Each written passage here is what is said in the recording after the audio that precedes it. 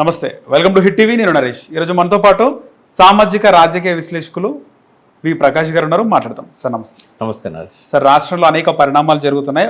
ఒక ఇష్యూ తెరపైకి వచ్చాడు, ఇంకో ఇష్యూ కనుమరుగైతుంది. ఒక సెన్సేషన్ ఇష్యూ అంటే కేంద్ర మంత్రి బండి సంజయ్ కుమారుడు బండి భగీరథ్ ఇష్యూ సార్. బండి భగీరథ్ ఇంకా అండర్ గ్రౌండ్లో దొరకట్లేదని పోలీసులు చెప్తున్నారు. ఏం చెప్తారు? బండి సంజయ్ ఆయనను బర్తరఫ్ చేయాల మోడీ అని ఒకవైపు, బండి సంజయ్ రాజీనామా చేయాల కేంద్ర మంత్రి పదవికని మరోవైపు, బండి భగీరథ్ చేసిన తప్పుకి బండి సంజయ్ ఎంతవరకు బాధ్యులు అవుతారు? అంటే ఇప్పుడు బండి భగీరథ్ తప్పు చేశాడా లేదా అనేది కోర్టు చెప్పాలి. కేసు అయింది కాబట్టి కోర్టు ఇద్దరు పెట్టిన పరస్పరం కౌంటర్ కేసు కూడా అయింది. ఈయన ఒక పిటిషన్ ఇచ్చాడు, ఆమె ఒక పిటిషన్ ఇచ్చింది. అంటే నేను ఒక అడ్వకేట్గా చట్టం ముందు ఎవరినైనా కేసు పెట్టచ్చు, కానీ దోషిగా నిర్ధారణ అయ్యేదాకా మనం దోషులుగా అభిప్రాయపడాల్సిన అవసరం లేదు, తేల్చాల్సిన అవసరం కూడా లేదు. అలా ఎవరి తప్పు ఎంత అనేది కోర్టులు డిసైడ్ చేయాలి. ఎందుకు దానికంత ప్రాధాన్యత వచ్చింది అంటే తండ్రి కేంద్ర మంత్రి కాబట్టి దానికంత ప్రాధాన్యత వచ్చింది. నాకు తెలిసినంత వరకు ఇద్దరు ఒకటే సామాజిక వర్గానికి సంబంధించిన వాళ్ళని చెప్పి అంటున్నారు. మున్నూరు కాపా సార్? ఇద్దరు మున్నూరు కాపు అని అంటున్నారు. మరి అమ్మాయిది కన్ఫర్మ్ చేసుకోవాలి. బీసీ అని అన్నారు కానీ మున్నూరు కాపు అనేది కూడా తెలుస్తూ ఉంది. సరే, రిలేటివ్స్ ఏమైనా అవుతారా సార్? ఇద్దరు తెలియదు. అయితే ఇద్దరు ఒకటే సామాజిక వర్గానికి సంబంధించిన వాళ్ళు కాబట్టి అది పాసిఫై అవుతుంది. ఎందుకంటే కమ్యూనిటీ ఉంటుంది, కుల పెద్దలు ఉంటారు, దాన్ని ఏదో ఒక రకంగా ఒక పరిష్కారానికి తీసుకొస్తారు. అంటే ఇది ఇట్లాంటి కామన్గా జరుగుతున్నాయి. ఇప్పుడు అబ్బాయి అమ్మాయి ప్రేమించుకోవడము, లేదంటే అమ్మాయి కోపం వచ్చినప్పుడు అబ్బాయిని దూరం చేసుకోవడము. అయితే అక్కడ సమస్య ఏంటంటే మైనర్ అని అంటున్నారు. మైనర్ అయినప్పుడు పేరెంట్స్ అలో చేయాల్సింది లేకుండే. ఇప్పుడు ఒక 17 ఏళ్ళ అమ్మాయి చుట్టమైతే కాదు, దగ్గర చుట్టాలైతే ఏం కాదు. చుట్టాలని కూడా ఎక్కడ లేదు. కమ్యూనిటీ ఒకటి కావచ్చు కానీ చుట్టాలు వాళ్ళది కరీంనగర్, ఈమె ఉండేది హైదరాబాదు. అయితే ఎవరి ద్వారానో పరిచయం అయినప్పుడు పేరెంట్స్ దాన్ని ఎంకరేజ్ చేయడం ఎంతవరకు కరెక్ట్? అతన్ని నెంబర్ పెట్టుకొని ఏది తిరుపతి పోవడం కావచ్చు, అరుణాచలం పోవడం కావచ్చు, ఇట్లాంటివి పోయినామని చెప్తున్నారు వాళ్ళు. మరి అమ్మాయిని అట్లా అలో చేయవచ్చా తల్లిదండ్రులు? ఇప్పుడు సామాజిక వర్గం ఏదన్నా కానీ ఒక మైనర్ అమ్మాయిని ఎంకరేజ్ చేయవచ్చా? ఎక్కడి నుంచి వచ్చిండు మీ కుటుంబంలో భగీరథ్ ఇష్టపడతాడు కావచ్చు అమ్మాయిని. మరి ఇంకా అమ్మాయికి వయసు రాలేదు, 17 ఇయర్సే ఉంది. ఇప్పుడు మీ పరిచయాలు కొనసాగొద్దు, మీరు ఏదైనా ఉంటే ఫోన్లో మాట్లాడుకోండి. మేజర్ అయినాక వచ్చినట్టయితే మీకు ఇంట్రెస్ట్ ఉంటే మేము పెళ్లి విషయం మాట్లాడుకోవచ్చు అని చెప్పి కంట్రోల్ చేయాల్సి ఉండే. బట్ ఆ ఫ్యామిలీతో నేను పోయి తిరిగిండు అంటే ఏమన్నట్టు? వాళ్ళు అన్డ్యూ అడ్వాంటేజ్ తీసుకోవాలనుకున్నారు వాళ్ళు. ఎందుకు ఇతను మంత్రి కొడుకు, మనకి ఏదైనా రేపు అవసరాలు ఉంటాయనుకున్నారా, డబ్బు ఉన్నదనుకున్నారా, మనకు తెలియదు. ఇది ఫేర్గా లేదు ఈ కేసు. అంటే ఇద్దరి దిక్కు తప్పు కనబడుతూ ఉంది. భగీరథ్ కొంత ముందుకు పోయి ఉంటాడు, అడ్వాన్స్ అయి ఉంటాడు, మనకేం తెలియదు అది కూడా. ఎందుకంటే పోలీస్ స్టేషన్లో ఎంక్వైరీలో ఉన్న మ్యాటర్ మీద వాళ్ళు ఏదో ఒకటి చెప్పకుండా మనం ఏం చెప్పడానికి లేదు. అయితే ఏది ఎట్లున్నా కూడా స్పెక్యులేషన్స్ ఉన్నాయి. ఇష్టం లేకుండా ఏముండదు. అత్యాచారం అనేది ఎవరు చెప్పట్లేదు. వాళ్ళు కూడా ఇచ్చిన దానిలో అత్యాచారం అని చెప్పలేదు. అది మీడియాలో ప్రచారం అవుతున్నది. అత్యాచారం అనేది ఎక్కడ లేదు, ఏది లేదు. ఉంటే అది ఎప్పుడో వైద్య పరీక్షలు చేయించేవాళ్ళు కదా. మరి అమ్మాయి కంప్లైంట్ ఇచ్చినాక ఆమె వైద్య పరీక్షలు చేయించారా? కేసు దేనికి పెడితే సార్ మీరు కూడా ఒక అడ్వకేటే అంటే ఇప్పుడు ఏమేమి వస్తాయి దాంట్లో? మైనర్స్ మీద ఏ రకంగా అత్యాచారాలు చేయడానికి ప్రయత్నం చేసినా, లేకుంటే వాళ్ళ అవుట్రేజ్ ఆఫ్ మోడెస్టీ అని ఇట్లాంటివి ఉంటాయి. ఇదివరకు కూడా ఐపీసీలో కూడా 354 సెక్షన్ ఉండేది. అమ్మాయికి ఇష్టం లేకుండా బిహేవ్ చేయడం, అదివన్నీ ఇప్పుడు మైనర్ ఉన్నప్పుడు ఇష్టం ఉన్నా ఇష్టం లేకున్నా నేరమే. మా 18 ఇయర్స్ దాటినాకనేమో ఇష్టం ఉంటే అది నేరం కాదు. ఈ 18 ఇయర్స్ లోపల వాళ్ళు ఇష్టంతో పోయినా నేరమే అవుతుంది. అది ఇట్లాంటివన్నీ ఉన్నాయి. నేను అనేది ఏంటంటే అది కేసు సెక్షన్స్ అట్రాక్ట్ అవుతున్నాయా కాదా అనేది వాళ్ళు ఇచ్చిన కంప్లైంట్, దాని మీద వచ్చిన ఎవిడెన్స్, ఇవన్నిటిని బట్టి ఉంటుంది. ఇక్కడ నాకు ఒక అభిప్రాయం ఉన్నది. ఏమనంటే రాజకీయ నాయకుల కుటుంబాలలో కూడా కుటుంబ సభ్యులు కొన్ని పొరపాట్లు చేస్తుంటారు. చాలా జరుగుతూ ఉంటాయి. అది సామాన్యుల కుటుంబాల్లో జరుగుతాయి, రాజకీయ నాయకుల కుటుంబాల్లో కూడా జరుగుతాయి. వీటిని రాజకీయాలకు ఎంతవరకు ఆపాదించవచ్చు? ఇప్పుడు నీకు ఒక పేరు చెప్పకుండా చెప్తా, ఒక రాజకీయ నాయకుడి మీద నీకు కోపం ఉంది. కోపం ఉన్నప్పుడు ఆ కోపాన్ని తీర్చుకోవడానికి రాజకీయాలే వాడుకోవాలి. కానీ ఇంట్లో జరిగే సంఘటనలను రాజకీయాలకు ముడిపెట్టడం ఎంతవరకు కరెక్ట్ అవుతుంది? ఒకటి. రాజకీయ నాయకుడు ఇట్లాంటి సమస్యలు వచ్చినప్పుడు కులాన్ని వాడుకోవడం కూడా కరెక్ట్ కాదు. ఓకే, ఈ రెండు జరుగుతున్నాయి. కులం ఎక్కువ జరుగుతుంది కదా సార్. ఇంకా అంటే నేను అనేది రాజకీయ నాయకుడు ఈ సమస్యను పరిష్కరించే క్రమంలో కులాన్ని ఎక్కడ వాడుకోవాలి? ఇద్దరు ఒకటే కులపులు అయినప్పుడు మరి పెళ్లి కోసమో లేకుంటే వాళ్ళ మధ్య ఒక పరిష్కారం చేయడానికో ఆ కులాన్ని ఉపయోగించుకోవాలి. కానీ కులాన్ని తీసుకొచ్చి రాజకీయాల్లో పెట్టడం కానీ, రాజకీయాలను కులానికి ఆపాదించడం కానీ ఇట్లాంటివి ఏవి కూడా వాంఛనీయం కాదు. రెండవది ఏంటంటే కుటుంబంలో ఎవరైనా తప్పు చేసినప్పుడు, ఏ కుటుంబంలో అయినా తప్పులు జరుగుతూ ఉంటాయి. జరిగినప్పుడు వాటిని బర్తరఫ్ చేసేదాకా డిమాండ్ చేయడం అనేది ఎట్లా కరెక్ట్ అవుతుంది?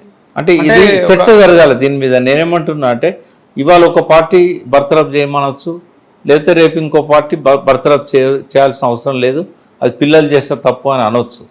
నేను దీని మీద ఎవరిని తప్పుపడతలేను, చర్చ జరగాలంటున్నా.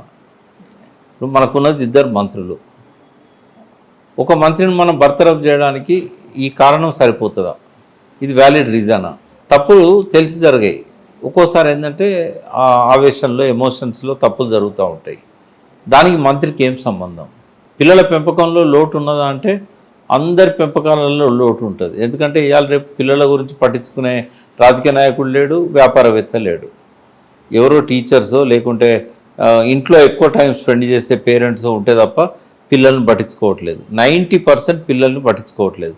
ఏమన్నంటే వాళ్ళు పొద్దున వాళ్ళని రెడీ చేసి స్కూల్కి పంపుతారు, వాళ్ళు మళ్ళీ సాయంత్రం వచ్చినాక వాళ్ళతో కాసేపు చదివించి ఆడిచ్చి పడుకోబెడతారు. ఇంత మించి పిల్లల టాలెంట్ సెట్ చేయడం కానీ, పిల్లలకు స్కూల్లో ఏం చెప్తున్నారు, పిల్లలకు స్కూల్లో ఎవరు కలుస్తున్నారు, వాడు ఇవి తింటున్నాడా, డ్రగ్స్ ఏమన్నా అలవాటు అవుతున్నాడా, లేకుంటే వాడు సెల్ ఫోన్లో ఏమన్నా అడ్డమైనవి చూస్తున్నాడా, ఏది అసలు నియంత్రణ లేదు, నిఘా లేదు. పిల్లల పెంపకంలో ప్రతి ఒక్కరం తప్పు చేస్తున్నాం. మరి అటువంటిప్పుడు వాళ్ళు చేసే తప్పులకు తల్లిదండ్రులను నేరుగా బాధ్యులను చేయడం అనేది కొంత ఉంటుంది. సామాజిక బాధ్యత, కుటుంబ బాధ్యత కొంత ఉంటుంది. ఇటు రాజకీయాలు వెళ్ళినప్పుడు పిల్లల్ని కూడా పట్టించుకోవాలి. సరే, ఒకటి రెండు తప్పులు చేసినప్పుడే కంట్రోల్ చేస్తుంటే ఇంత దూరం రాకపోయేదేమో అని అనిపిస్తుంది. ఇదివరకు కూడా ఆయన మీద ఆరోపణలు వచ్చాయి. ఏది మహేంద్ర యూనివర్సిటీలో ఏదో పిల్లలు కొట్టుకున్నారని, పిల్లలన్నప్పుడు కొట్టుకోరా అని చెప్పి సంజయ్ చెప్పడం అనేది.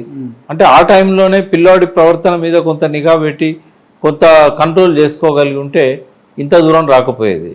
ఇది ఎంతవరకు తప్పనేది నేను నిర్ధారిస్తలేను, కానీ పిల్లల వ్యవహారంలో తల్లిదండ్రులకు ఆపాదించడం అనేది, అందులో ఒక మంత్రి పదవిలో ఉన్న వ్యక్తి మీద ఇదొకటి చర్చ జరగాల్సిన అవసరం అయితే ఉన్నది. ఎందుకంటే ఇవాళ బండి సంజయ్ మీద పెట్టారు, రేపు ఇంకొక పార్టీ నాయకుడి మీద కూడా ఇట్లాంటి ఆరోపణలే రావచ్చు.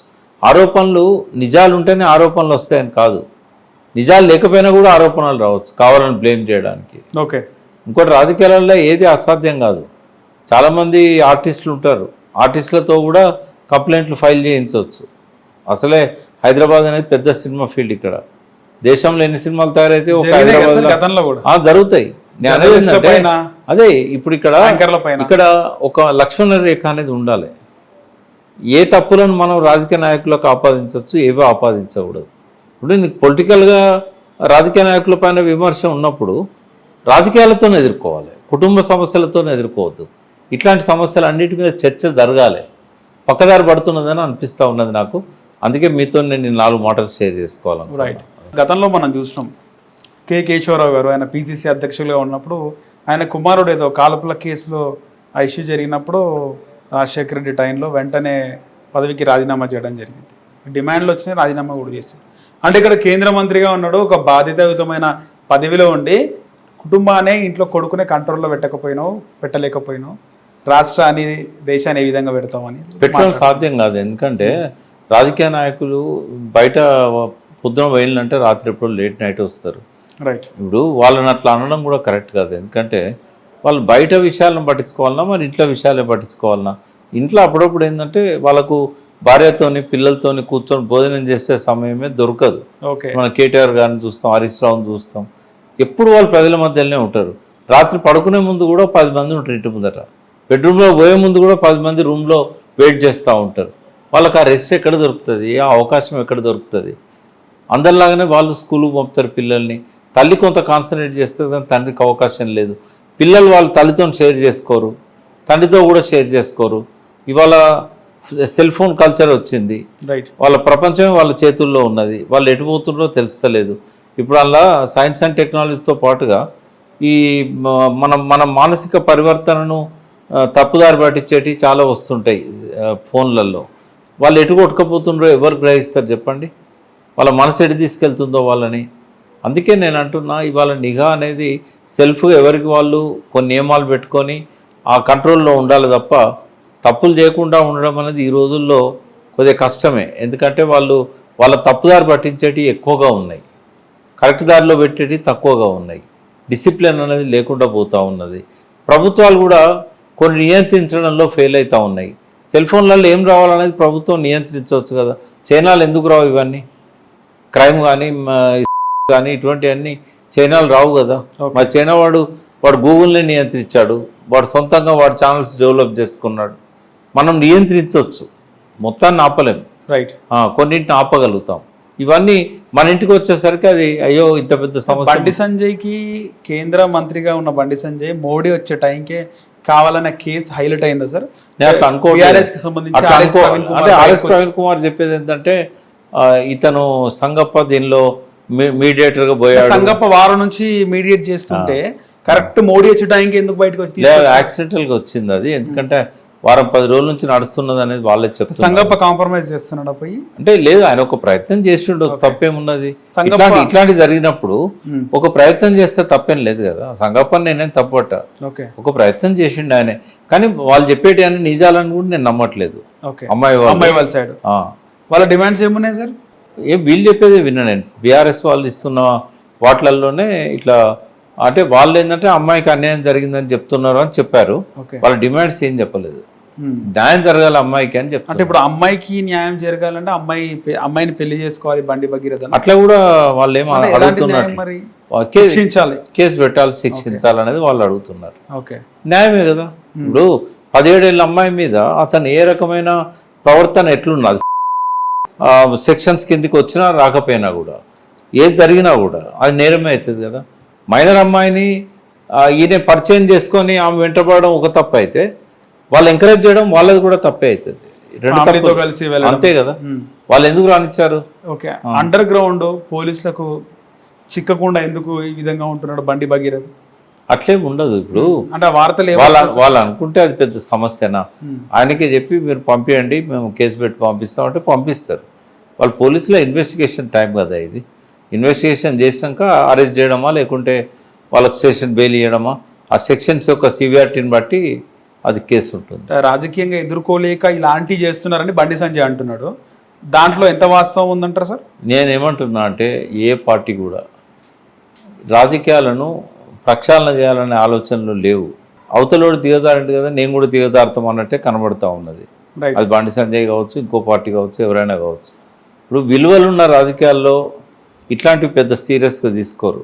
ఏమనంటే అది పర్సనల్ ఇష్యూ అని అంటారు, ఆ కుటుంబానికి సంబంధించింది అని అంటారు.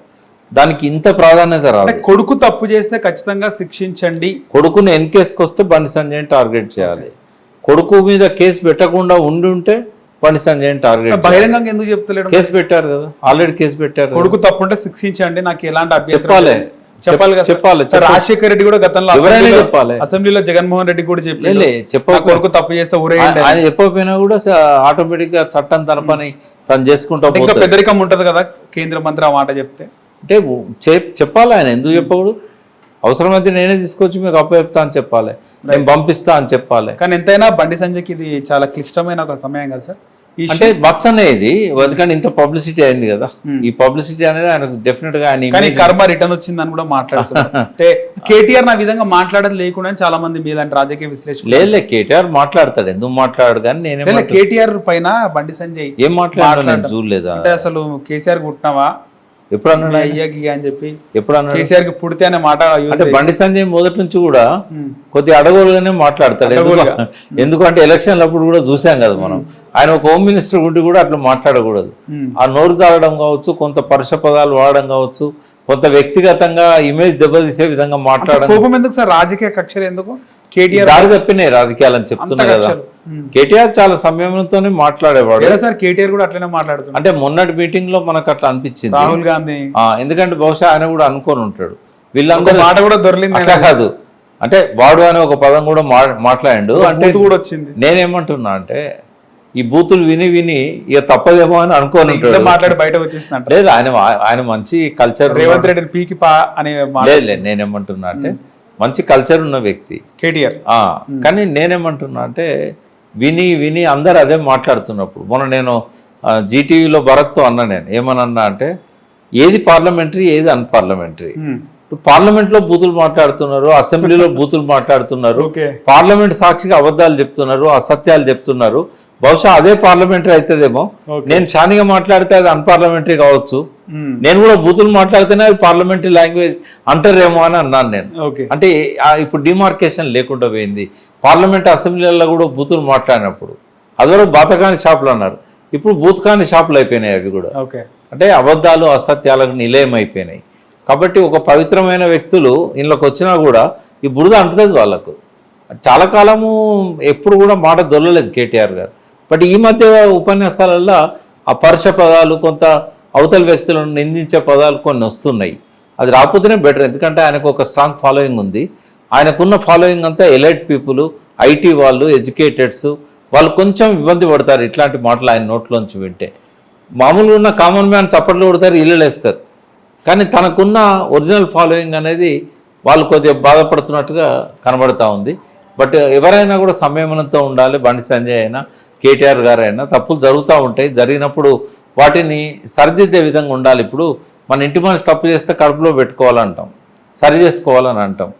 ఇప్పుడు అన్ని పార్టీలలో ఉన్న నాయకుల మధ్యలో కూడా అటువంటి సయోధ్య, ఆ సంస్కారం వాళ్ళ లోపల ఉండాలి. ఇప్పుడు బండి సంజయ్ కొడుకు తప్పు చేస్తాడు, రేపు ఇంకో కొడుకు తప్పు చేస్తాడు. ఇట్లా ఒకరినొకరు వేసుకుంటూ పోతూ ఉంటే, నిందించుకుంటూ పోతూ ఉంటే ఎంతకాలం? అంటే రాజకీయాలకు వీటిని వాడుకోవద్దు అనేది నా సలహా. ఓకే, సో అందరి జీవితాలు ఇలాంటివి జరుగుతూ ఉంటాయి కామన్. అది జరగకపోయినా ఆరోపణలు చేస్తాం. ఓకే, సో కేటీఆర్ కూడా ఇంకా దీనిపైన రెస్పాండ్ కాలేదు. అంటే ఈ ఇష్యూస్ జరుగుతున్నా కూడా, అంటే బీఆర్ఎస్ ఒక స్టాండ్ తీసుకున్నది కదా, ఈ రోజే మాట్లాడుతున్నా. అంటే అట్లని కాదు, కేసీఆర్ తో బీఆర్ఎస్ ఒక స్టాండ్ తీసుకున్నది కదా. ఇవాళ అందరూ ప్రెస్ పత్రికల ముఖంగా ఖండిస్తున్నారు, ఇవన్నీ చేస్తున్నారు. ఫామ్ హౌస్ లో కూడా అది ఏదైనా దాని గురించి కాదు, ఫామ్ హౌస్ లో మీటింగ్ సంస్థాగతంగా ఎట్లా బలోపేతం, ఈ మాట కూడా చెప్తారు కదా సార్ కేసీఆర్ గారు. అది పెద్దగా కేసీఆర్ దాకా పోతాను నేను అనుకోవట్లేదు. బట్ కేటీఆర్ లాంటి వాళ్ళు స్పందించాల్సిన అవసరం లేదు. ఇది కింది స్థాయి నాయకులు డిమాండ్ ఏదైతే చేస్తున్నారో న్యాయం జరగాలి అమ్మాయికి అనే దానిలో తప్పేం లేదు, 100% న్యాయం జరగాలి. బండి సంజయ్ని రాజీనామా చేయాలనే దాకా పోవాల్సిన అవసరం లేదు. బండి సంజయ్ డెఫినెట్గా దోషిగా నిలబడతాడు, ఎందుకంటే కొడుకు తప్పులకు తండ్రి బాధ్యత వహించాల్సి వస్తుంది, ఆయన సరి చేసుకోవాల్సి వస్తుంది. కానీ దీన్ని అడ్డం పెట్టుకొని రాజకీయంగా బురద జల్లడం అనేది కరెక్ట్ కాదు. రైట్. హిట్ టీవీ యాప్, ఇందులో short news, live news, entertainment shows, movies, digital magazines తో పాటు మీ జిల్లా వార్తలను కూడా ఫ్రీగా చూడొచ్చు. ఇంకెందుకు ఆలస్యం, వెంటనే హిట్ టీవీ యాప్ ని డౌన్లోడ్ చేసుకుని ఫ్రీగా ఎంటర్టైన్మెంట్ పొందండి. Hit TV app. Hit TV app. Please download hit TV app. Hit TV app ని ఫ్రీగా డౌన్లోడ్ చేసుకుని ఎంజాయ్ చేయండి. మీకు నచ్చిన ఎంటర్టైన్మెంట్ కోసం హిట్ టీవీ యాప్ ని ఫ్రీగా డౌన్లోడ్ చేసుకుని ఎంజాయ్ చేయండి. హిట్ టీవీ యాప్ ని డౌన్లోడ్ చేసుకుని ఆస్వాదించండి, ఆశీర్వదించండి. ఇంతమంది సెలబ్రిటీలు హిట్ టీవీ యాప్ ని డౌన్లోడ్ చేసుకోండి అని చెప్తున్నారంటే ఎంత మంచి యాప్ ఆలోచించండి. అమెరికా అమెరికా అమెరికా అమెరికాలో చదవాలనుకునే వాళ్ళకి విశ్వసనీయమైన పేరు మన శౌర్య కన్సల్టెన్సీ. UK లో 1 year masters, UK లో 1 year masters, 2 years work permit up to 5 years visa. Contact Saurya Consultancy. Contact 89851 89851.